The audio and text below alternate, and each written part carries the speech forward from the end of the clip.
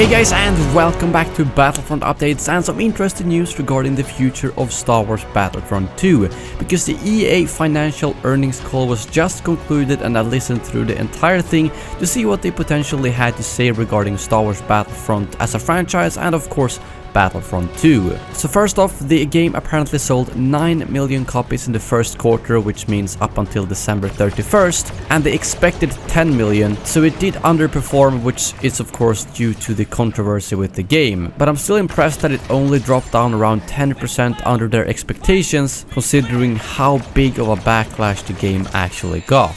In some other interesting game details, they said that 70% of all players engaged in the single player campaign, which is actually a higher number than I thought, because I expected quite a lot of people to simply ignore the single player. So that shows that single player really does have a future in games, at least in Star Wars games, that is for sure. And some other good news is that on average they say that the players in Battlefront 2 played twice as much as they did for the first Battlefront game during the first quarter, which basically means that they've made a game that people like to play for a longer amount of time. The last game's playbase did die out fairly fast, but it still had a significant playbase during all DLCs, considering that there was no problem finding games.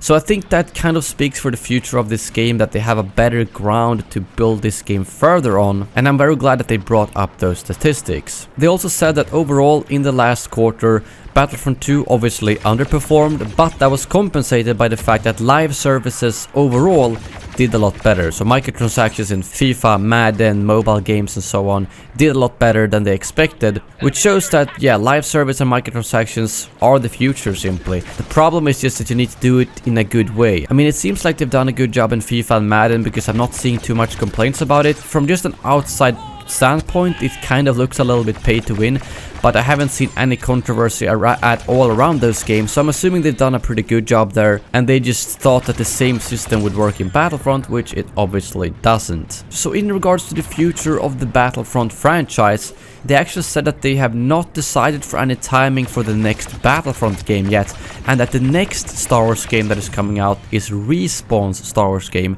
that will most likely be coming out in fiscal year 20, which means April 2019 to March 2020. And I think that pretty much confirms that we are not getting a new Battlefront game in the next 2 years like we did from the first one, and that really bodes well for a longer live service of this game. And in response to how long they wanted to support Battlefront 2, they were very vague with the responses, because I honestly don't think they have decided on that, but they did say they wanted to support Battlefront 2 for a long time. They also said in an interview with the Wall Street Journal that they are reintroducing the microtransactions in the coming months. And I don't think that is any surprise to any of us, but I've noticed a lot of clickbait articles and people saying, oh my god, this game is going to die now.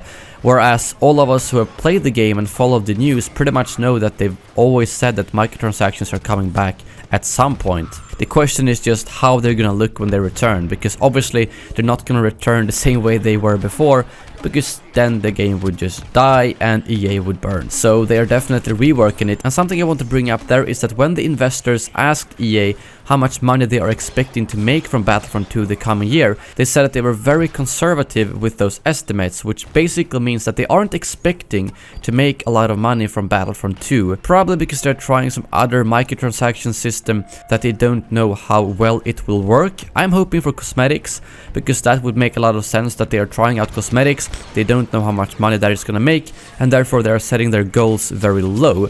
And if it does well, then it's a good surprise. It's better to do that. Whereas if they would have done something they knew would work, like introducing pay-to-win stuff that would make everyone hate them, but they will still make a lot of money, then they would have set the estimates higher. So I think the fact that they aren't expecting Battlefront 2 to make a lot of money shows that they might be trying out something new, something they are very unsure about. So overall I think that is good, because that means they won't pressure DICE to reach some crazy high revenue goal by forcing microtransactions down our throats, if that makes sense. But yeah, when I heard him say we haven't decided timing for the next Battlefront game, it sort of makes it sound like there is gonna be a Battlefront game at some point, but that it might be further into the future. But I really wouldn't say Battlefront 3 is confirmed or anything like that, because I think there's just so much up in the air. They keep reiterating that they want to make live service games, so they probably want to remake Battlefront Battlefront 2 into something people will play for a long time, and then add microtransactions that will not piss off the community, and then they can see, okay, is this working really well? Well, then let's support this for 3 years and make a little bit of revenue from those cosmetics or similarly. Or it doesn't work at all, and then they create a new Battlefront game that will be released in 2020 or 2021. So it sounds like they have a longer plan for this game, although a lot is still up in the air.